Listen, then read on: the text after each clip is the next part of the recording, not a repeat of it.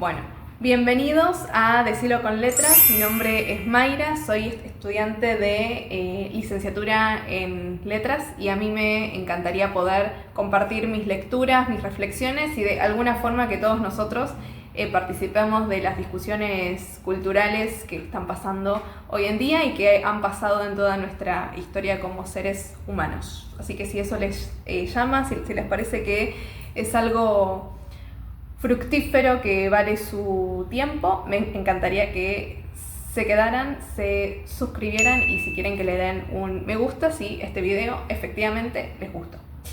Bien, pasando a lo que nos compete en este video, a mí me encantaría poder compartirles mis lecturas que tuve alrededor del año. Voy a ser sincera, no las comencé todas este mes, sino que en realidad son lecturas que vengo arrastrando desde enero de este año. Pero como recién estamos haciendo videos en el canal, me pareció que estaba bueno como hacer un mashup y sumarlos todos juntos.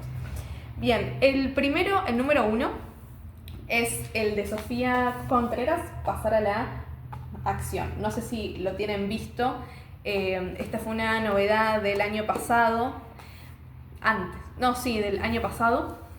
Vamos a chequear. Es enorme el libro. Sofía Contreras 2025. Sí, efectivamente.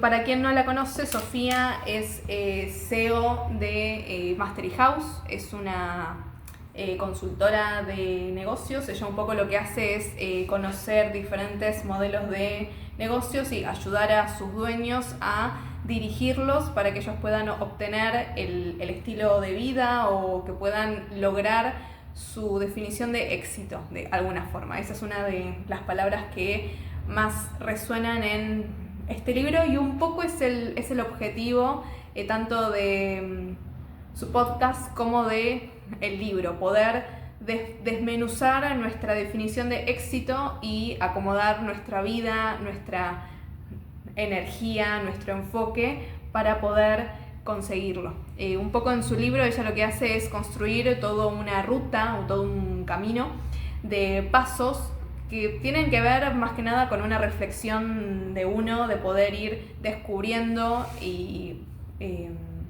ir determinando de alguna forma cuáles son aquellos objetivos que uno decide para su vida y cuáles son aquellos que quizás son impuestos, aquellos que no nos pertenecen a nosotros, sino quizás a otra gente que sí logró lo que quiso y eso para nosotros en realidad puede no ser así o nos limita, así que está muy bueno si uno está como en esa búsqueda de encontrarse a uno mismo, que era un poquito en donde yo estaba hace unos meses. Esto la verdad que me viene dando a mí en lo personal por lo menos una mano a poder materializar de alguna forma tus deseos, que siento que eso hoy en día es algo muy difícil porque precisamente toda nuestra vida pasa por lo virtual, que su definición es no tener físico, y al mismo tiempo por esta idea de que uno para ser feliz necesita gastar, ¿no? Entonces esta idea de hacer material algo que no tiene que ver necesariamente con el poder adquisitivo de uno, sino que uno lo pueda ver reflejado con algún tipo de volumen y cuerpo en su vida, que pueda interactuar y hacer su vida desde ese lugar. Así que bueno, si estas cosas a vos te gustan, este es un libro que recomiendo un montón. Pasando a otro plano o a otro tipo de libro, tenemos El arte de leer las calles de Fiona Songel. Ella es una autora y librera en Valencia. El libro de alguna forma es o responde a la pregunta de qué tipo de vida generan las ciudades, ¿no? Ay, me acabo de pegar. ¿Qué tipo de vida genera las ciudades? ¿Qué tipo de caminante, qué tipo de transeúnte se mueve por las ciudades? Que es un poco también el objetivo de la colección de esta editorial que se llama Barlín Libros, colección Paisaje. Un poco acá lo que hace es analizar a través de diferentes figuras del siglo XX, como pueden ser Baudelaire, Walter Benjamin, Zweig también, que es un poquito antes. Por otro lado, Adorno también está nombrado, de poder indagar, poder descubrir de alguna forma qué genera en uno que vive en la ciudad y la diferencia que tiene una persona común que vive en la ciudad con el concepto de flaneur. ¿A qué viene esto? Esto viene desde Las Flores del Mal, en un poemario donde Baudelaire de alguna forma intentaba capturar la nueva vida en París y su choque con la vieja vida, ¿no? En París pasa a ser una ciudad medieval, pasa a ser una ciudad que no tenía luz, no tenía calles, tenía una vida un poco rudimentaria, a volverse la capital del siglo XX, a ser faro para todas las demás naciones y hasta hoy en día ser una de las capitales más famosas y al mismo tiempo más modernas, que para nuestro imaginario es el símbolo de la modernidad, es un faro, ¿no? Es un objetivo. Bueno, ¿cómo pasó eso? Baudelaire un poco lo que hace ahí es nombrar que lo que pasó, se mató a una París para dejar nacer a otra, de alguna forma. Y ese registro de esa vida que se pierde, esa vida que se mezcla, que se transforma, que se transmuta, y cuáles son esos choques y cuáles son esas nuevas realidades, menciona como una de esas nuevas esta figura de este paseante, de alguna forma, esta persona que recorre la ciudad y tiene algunas características o algunos dejos. El número uno es que es una persona que más allá de sentirse en comunidad, porque si algo hay en las ciudades es mucha gente, se siente solo. Es decir, hay una sensación de soledad que puede coexistir con la idea de estar con mucha gente. Y que esta soledad lo lleva a él, de alguna forma, poder mirar a esos otros con los que está. Es decir, es uno de los suyos afuera de ese sistema. Entonces le da la chance de comprender los códigos que rigen la ciudad, pero sin ser del todo determinado o guardar alguna independencia con eso que está mirando. Por otro lado, también es una persona para quien la arquitectura también es una forma de arte y también tiene una forma de indicarnos una perspectiva, un horizonte de sentido o alguna sensación. No es simplemente un bodoque de concreto, hierro y vidrio, sino que pasa a ser también un símbolo de esta vida, de su vida. Y de alguna forma eso lo lleva a él a poder reflexionar sobre su cotidianeidad, que eso también es otra, es una persona que reflexiona, que no es una reflexión solamente filosófica, es también medio ensayística, es construir como su propia verdad sobre aquello que está pasando, no busca tanto como el trascender en ese sentido como sí lo hace la filosofía, el hacerse grandes preguntas, sino esto, ¿no? Buscar este gris, esta cosa intermedio entre sentirte parte de esa ciudad, es decir, que la ciudad forme parte de quién sos y haga parte a tu vida y a tu rutina, pero por otro lado tener esta facilidad de poder ir más allá de eso. Saber que eso en realidad no tiene sentido si no se vuelve meta de reflexión, si eso a vos no te lleva a poder apropiarte de eso que se apropia también de vos y de tu tiempo, ¿no? O sea, como saber que estás perdiendo si vos simplemente sos, porque vos también podrías ser vos mismo, identificando y pudiendo ponerle nombre o algún peso a eso que ves todos los días. Entonces, esa tarea o ese perfil, digamos, de la gente que vive en las urbes, es algo que se analizó mucho porque también se creía que todas las ciudades generan sus propios flaneurs. O sea, el flaneur de París no es el mismo que el de Berlín, no es el mismo que, ejemplo, de la ciudad de Buenos Aires, no es el mismo que el de Sao Paulo, ejemplo, porque también las ciudades y el urbanismo son distintos. Entonces, por lo tanto, eso también afecta a cómo los sujetos que viven ahí se perciben a sí mismos y cómo se perciben en el grupo de gente que vive dentro de lo que se llama las ciudades. Entonces, es una forma también de reflexionar y de alguna forma como salir un poco de la caja, de saber que así como para nosotros la gente que no vive en la ciudad tiene una vida un poquito rara, saber que también para la gente que no vive en ciudad, nosotros también somos raros. Entonces, como ver en qué radica esa extrañeza que parece que solamente se consigue cuando una persona vive en la ciudad. Bien, eso con el arte de leer las calles. Vamos a otro que es un poquito tétrico, que es Indigno de ser humano.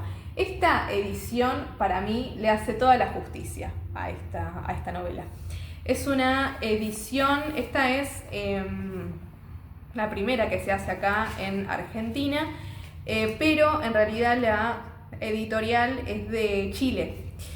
Es una editorial que se encarga de publicar textos de literatura general, es decir, tanto de acá, latinoamericanos, internacionales, pero que en sí noto que en su catálogo hay una atención y hay una pasión por literatura de Japón y de Corea.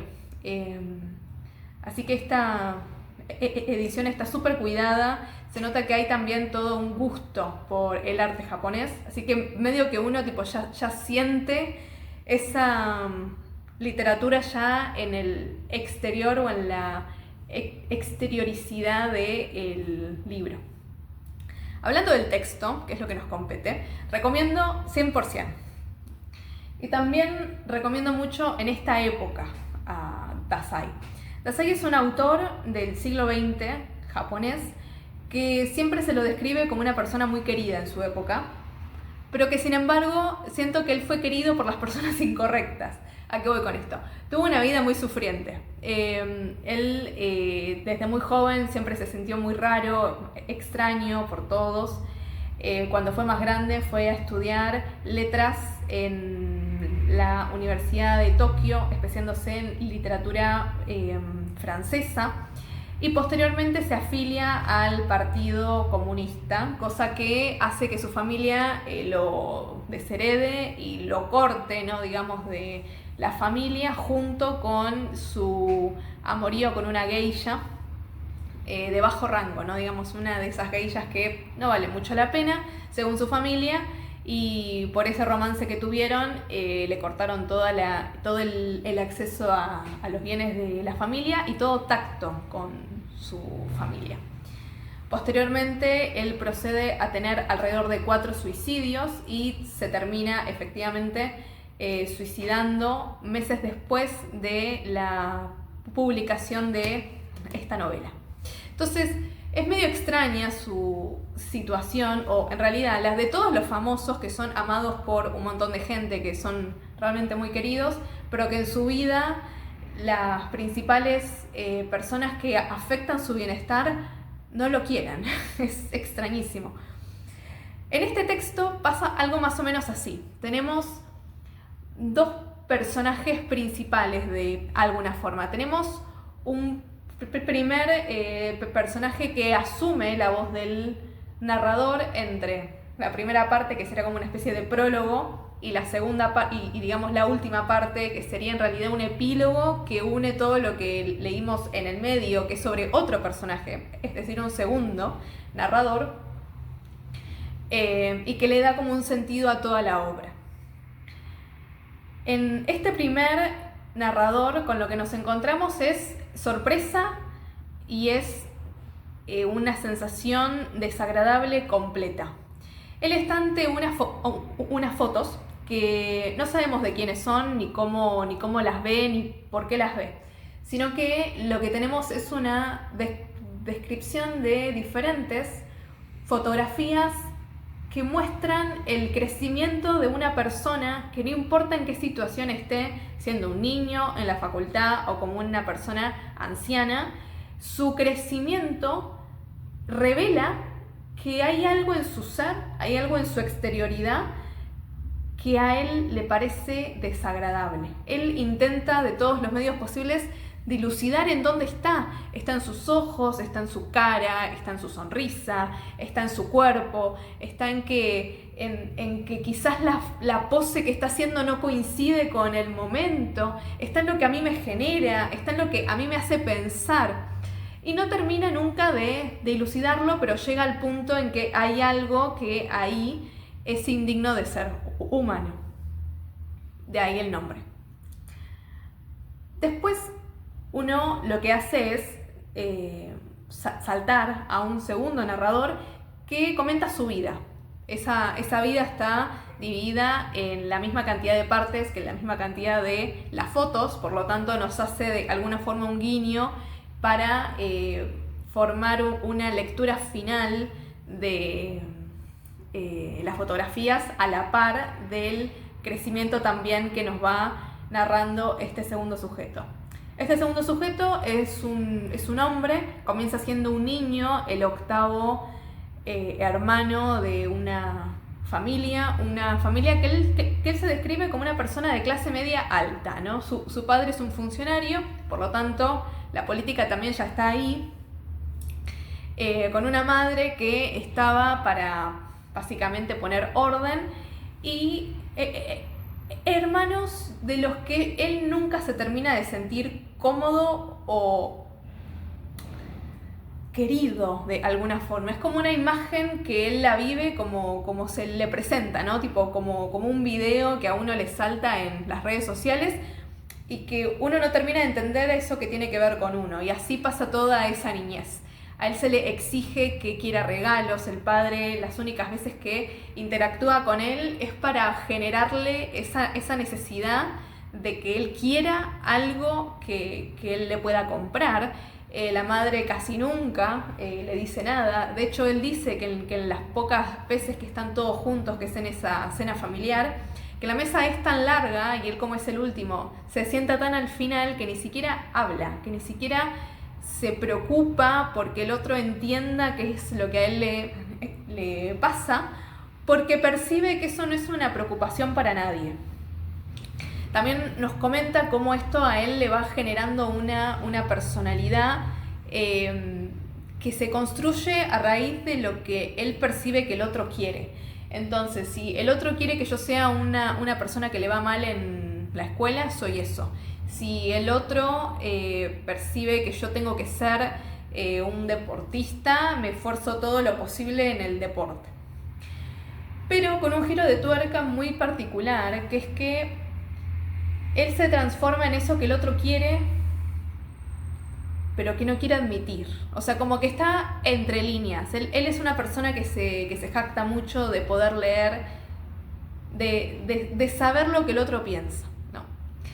¿Qué pasa? En la segunda parte de esta novela, eso le genera complicaciones, porque una cosa es ser así, de adolescente, donde uno toma un montón de decisiones y no tiene mayor efecto, más allá de que te reten, a meterte con la policía, porque acá comenta cómo él se afilia también, casi por accidente. Él un poco lo que hace ahí es ironizar las vueltas de la vida, ¿no? Él nunca es responsable de lo que le pasa, pero sin embargo él carga siempre con todo el peso de esas consecuencias, ¿no? O sea, esa sería como su tragedia, como su destino trágico. Él está en una situación que él no generó y que sin embargo todos los padecimientos que tampoco termina de comprender, en parte por su culpa, en parte por la falta de herramientas de su vida, termina siempre en esta posición de estar sufriendo porque el otro no se da cuenta, de estar sufriendo porque él no lo puede decir, estar sufriendo porque yo le construí una imagen al otro y yo sé que sería muy difícil para mí y hasta violento el mostrarle al otro que en realidad eso es falso, ¿no? Entonces,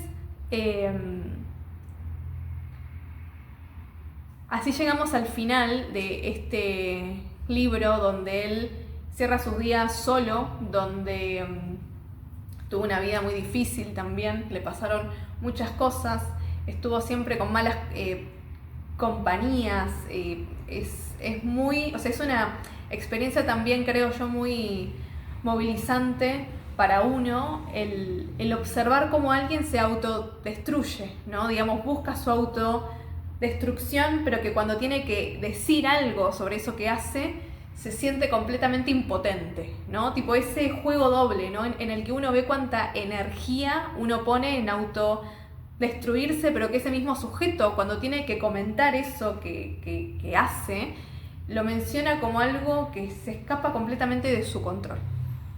Nos enteramos por el último diálogo que sucede al final de la novela, donde este hombre que tuvo una vida tan sufrida pasó varios años refugiándose casi en un bar.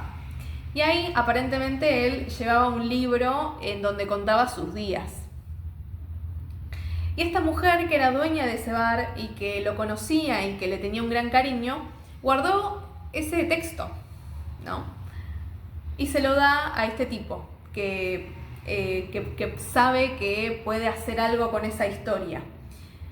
Entonces él la lee y es ahí cuando nos damos cuenta que el tema de las fotografías era porque él estaba haciendo toda una investigación sobre este diario y sobre todo lo que describía a este personaje. Es decir, estaba haciendo una investigación periodística. Por eso hablo del cruce que hay entre el género de novela, que es completamente ficción, a la crónica, que en realidad la crónica lo que viene a hacer es relatar con más o menos libertad, pero siempre priorizando hechos, factos, ¿sí? O sea, cosas que pasaron.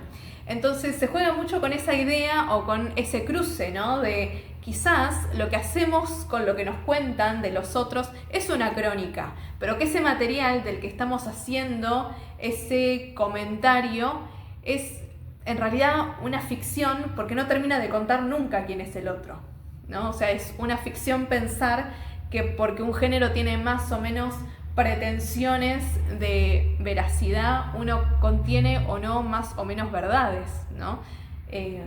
Si la verdad sigue siendo algo que filosóficamente para nosotros se nos escapa de las manos todo el tiempo y en todas las épocas, ¿por qué pensamos que no podría estar en una ficción? ¿Por qué queremos limitar la verdad a hacer algo que nos viene bien a nosotros para validar o desvalidar textos, ¿no? Son cosas que a mí me pasan con este texto en particular. De ser humano muestra o ubica un mapa donde está esta persona que observa y que narra y nada más. Esta persona que guarda recuerdos pero no obra, se queda en su pose de espectador, y una persona que toda su vida se pasó queriendo llamar la atención de alguien y que necesitaba ayuda y que nadie se la dio. Así que bueno, eso a mí por lo menos me deja reflexionando. Bien, y por último, tenemos a la gran... Acá se juntan muchas personalidades. Por un lado tenemos a Susana Zenón, de la editorial Corregidor. Esta es una recopilación de sus obras poéticas, su quehacer cultural, porque ella fue, en realidad, ella estuvo un poquito obsesionada con la danza y con la fotografía. Por lo tanto, un poco este tomo 1 y el tomo 2 lo que hacen en realidad es buscar el reivindicar su figura, el traerla desde el margen al centro y al mismo tiempo tener una edición que pueda reunir sus obras, porque al día de hoy, si no fuese por esta edición, no se consigue. Así que está muy bueno ese quehacer, y al mismo tiempo, si hace faltaba algo más, está editado por Barrenechea y por Negroni. Barrenechea fue contemporánea con Susana, fueron compañeras de la Facultad de Letras y estuvieron muy unidas con los años. Por lo tanto, ella en su nota que abre la colección comenta eso, ¿no? Digamos que su interés es en poder mostrar el labor de una colega y una amiga suya que dejó tanto sobre el trabajo poético y semiótico, ¿no? Sobre la palabra y sobre lo que la poesía puede ser. Por otro lado, Negroni es una referente hoy en día en todo lo que tiene que ver con escritura, corrección y las traducciones que tiene también. Es una profesional de las letras súper versátil, reconocidísima, que ha tenido mucho peso en los últimos años.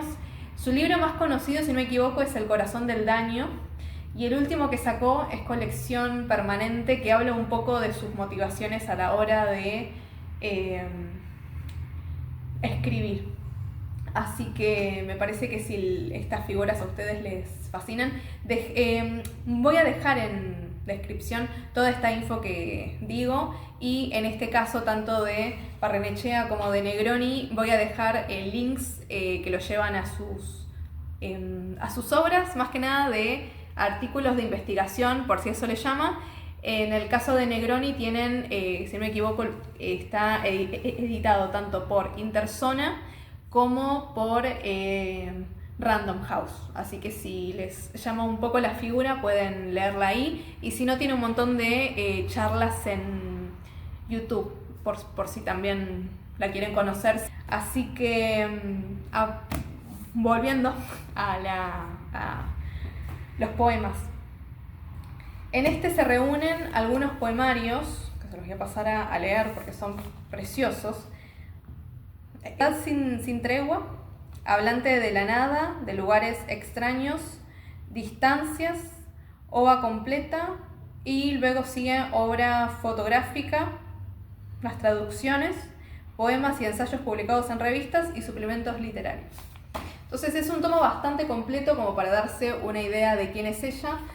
Susana fue una poeta también contemporánea de Pizarnik. Publicó también junto con ella y creó la revista, ya les digo, está por acá. La revista literaria Agua Viva.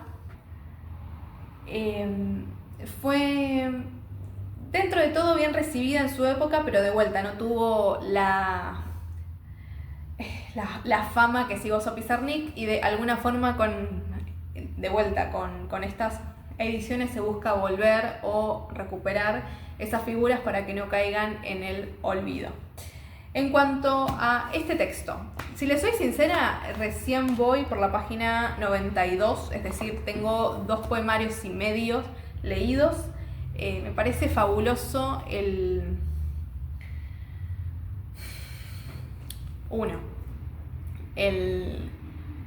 juego o en realidad este experimento de querer ver hasta qué punto la palabra se obturiza.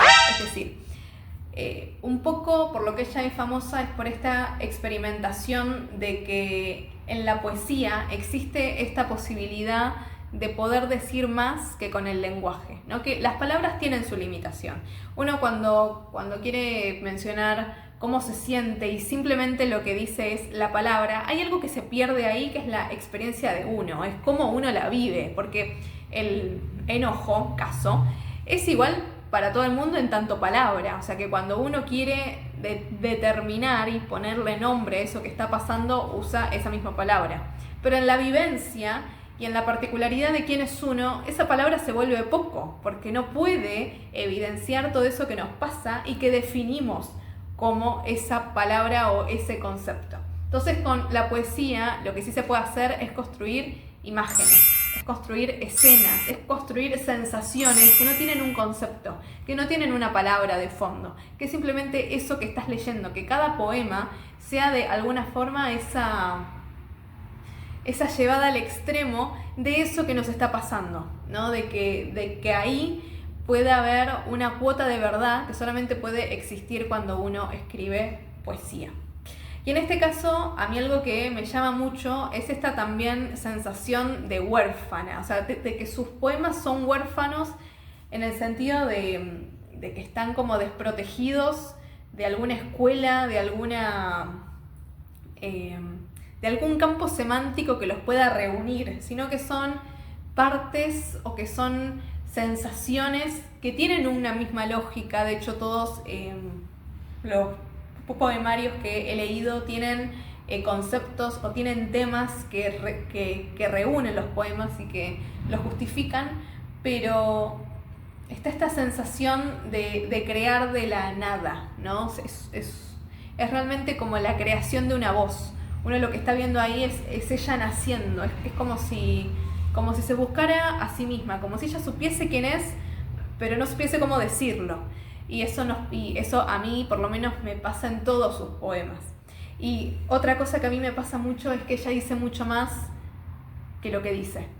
Se juega mucho con eso también. El poner una situación, explotar esa situación, pero que en el poder desarrollar una sola situación se nos abren un montón de otras realidades. Entonces es una persona muy polifónica en ese sentido. Tipo, cuando la leo siento que no solamente la estoy leyendo a ella, sino a un montón de otras situaciones o circunstancias. Así que recomendadísimo, por si no quedó claro.